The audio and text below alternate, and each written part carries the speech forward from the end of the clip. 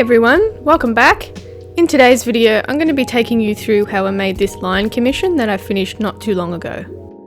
So I'm going to start off by painting around the eyes, nose and mouth with this black chromacryl acrylic paint. And this paint is actually Australian made, so I don't know if you're in the US where you could get it, but I'm sure you'd have any cheapy sort of acrylic paints around.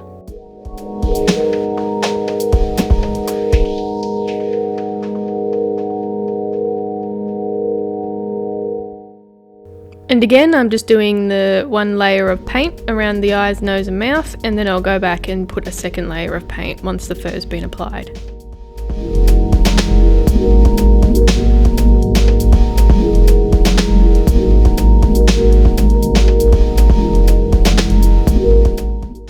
So this customer requested a line that had purples and whites in it, so I pretty much had free range of what I wanted to do, and I think it turned out really great.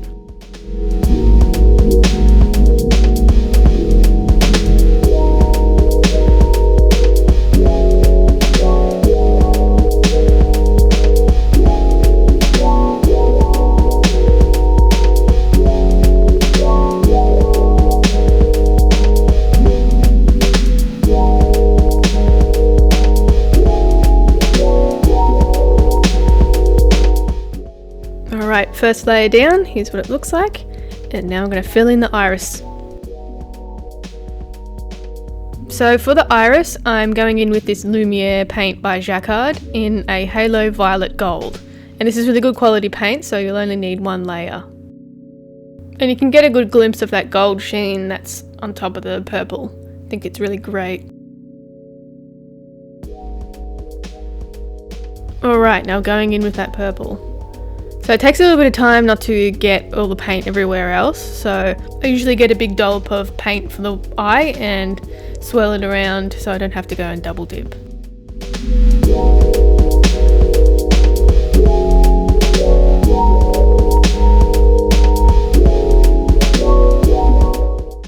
So I chose this purple because I thought it would go really well matching the purple that I'm going to put into the mane. So I'm choosing a lighter purple with a white tip for the mane, and I'm going to be adding just a few strands of the darker purple.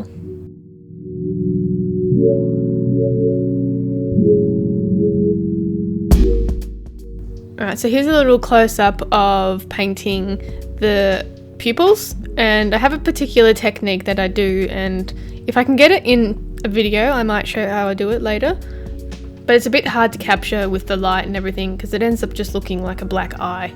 But it's not, I promise.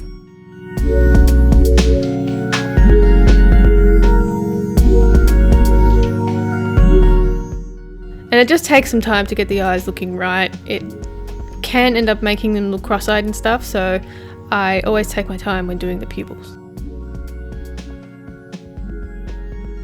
And moving on to painting the paw pads, and I'm using that same black acrylic chromacryl paint to go in and just give one layer of the paint on the paw pads at the moment, and then I'll go back in and do a second layer when the fur is on.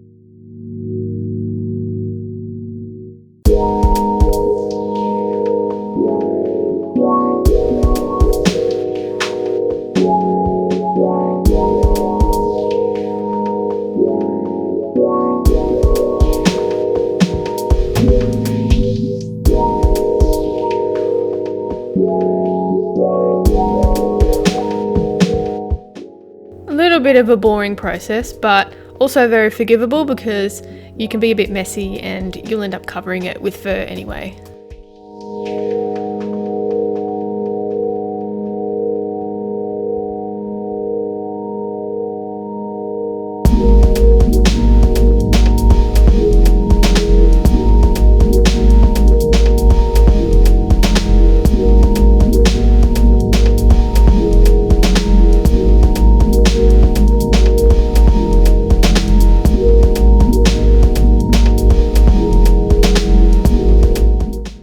Moving on to the body. So this is after I've sewn it up with the sewing machine, and I choose to use a sewing machine because I find it a bit more sturdy than actually gluing pieces together.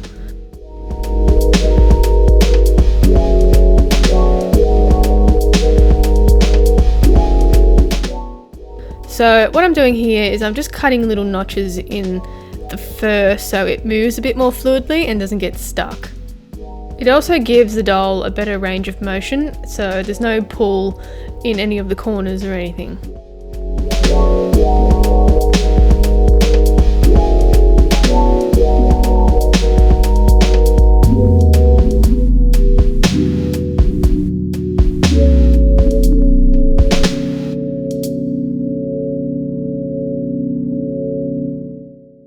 Bit of a boring but necessary process, and I do this on all three sides of the fur, so left side, the right side, and the underbelly.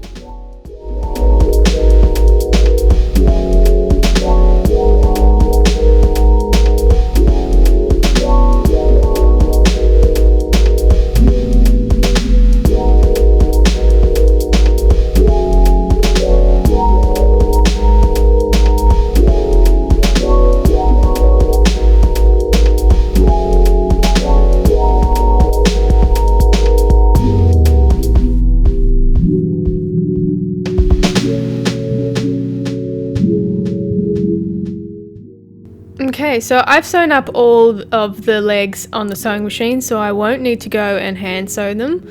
And I'm going to attach them using this craft glue. It's just a tacky fabric glue that you can find in any local craft stores.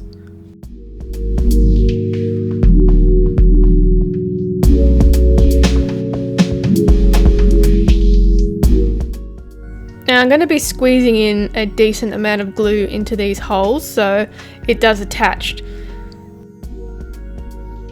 So this fabric does suck up the glue a little bit, so that's why I loaded up with some glue.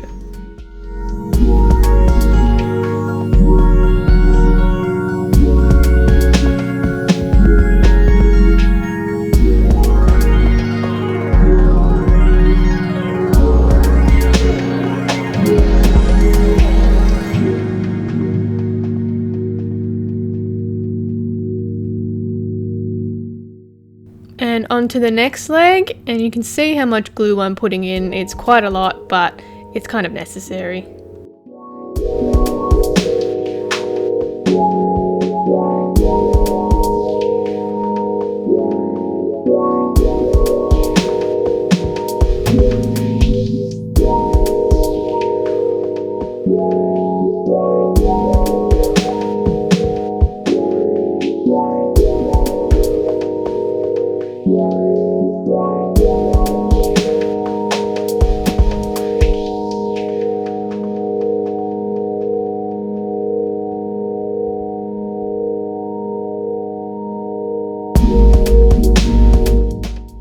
I'm also always careful to make sure that I'm not getting of the fur stuck in the glue, because it ends up going into a hard mess and you lose a lot of your details when that happens.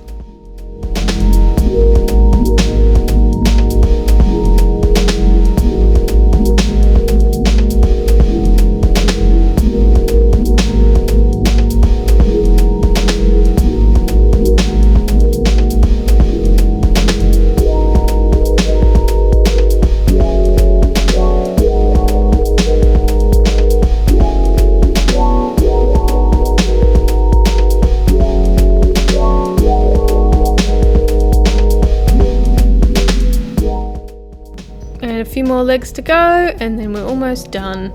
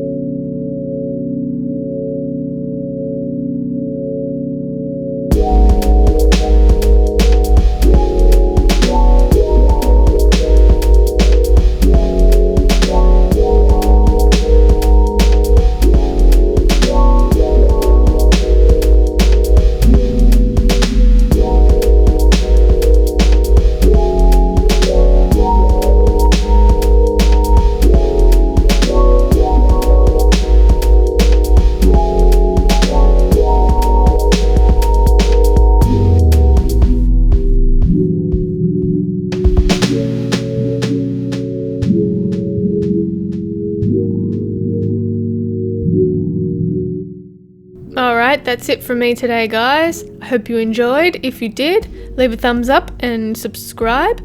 If you want me to make anything or show anything in my videos, leave it in the comments down below, and I'll catch you in the next video.